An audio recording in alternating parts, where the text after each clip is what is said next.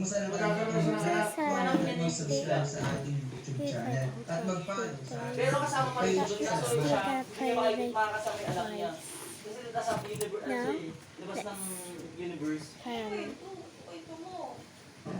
Pangit! Siya ba ay nag-level up lang bilang isang player? Pangit ba sa akin? Hindi ko pa nga tinatapos eh. Okay, today. So, leveling, Ragnarok, Nawa.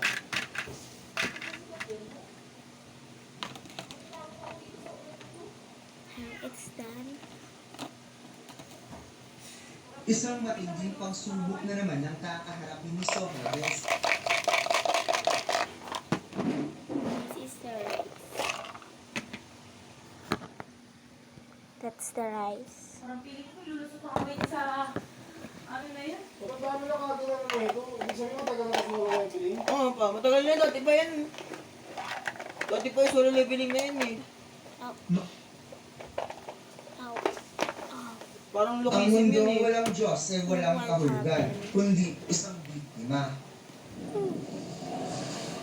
It's what? Nagsimula ang story na ito sa mga outer gods. Sila ang mga absolute beings na kayang lumikha ng hindi mabilang na universe since ancient time, na kilala bilang the supreme beings. Ang mga supreme beings ay paulit-ulit na lumilikha ng universe habang itinataguyod ang buhay na walang hanggan. Dahil sa ganitong proseso, marami ang mga kasangkapan na nilikha at ipinanganak including souls and law. Since nakakamdam ng pagkabago That's okay.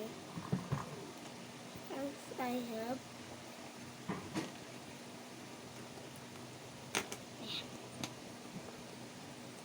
ang unang date ni Song Jinwoo at Cha Hae-in sa panibagong mundo. At dito natin malalaman ang true story behind kay Idris.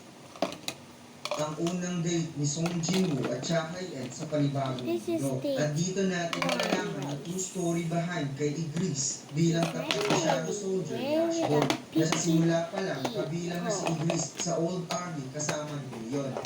Nagsimula ang chapter na ito kung saan malapit nang magsimula ang middle school division preliminary competition ng track and field. Kaya inaanyayahan ng lahat ng mga athletes na pumunta sa track.